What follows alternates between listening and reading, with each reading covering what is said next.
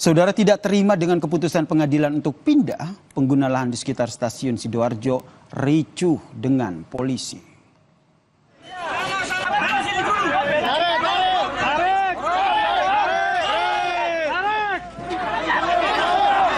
Sejumlah orang yang mengaku sudah tinggal lama di atas lahan yang dipersoalkan ini, saudara, menghalangi petugas sita dari Pengadilan Negeri Sidoarjo dan polisi saat akan melakukan eksekusi. Selama ini sejumlah orang yang tinggal di atas lahan PT KAI itu menjadikan lokasi tersebut sebagai tempat tinggal sekaligus tempat usaha penitipan motor.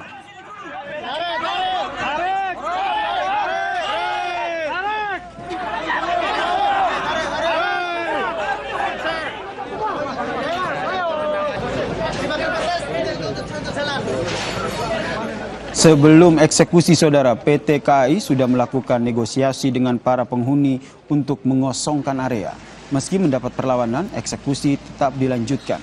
Seluruh bidang tanah yang dieksekusi akan dipergunakan untuk keperluan peningkatan pelayanan kepada para pengguna jasa kereta api yang melalui stasiun Sidoarjo Kota.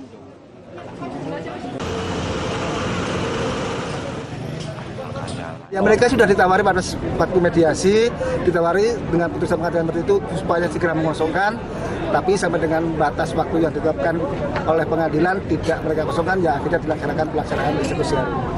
Nantinya ini digunakan untuk apa, Pak?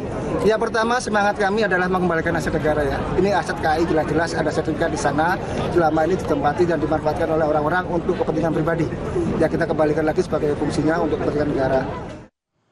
Saudara, Dirtipidum Bareskrim Polri Brigjen Juandani Raharjopuro mengungkap Kepala Desa Kohot Arsin bin Asip mengakui soal modus memalsukan surat tanah terkait dengan pagar laut di Tangerang.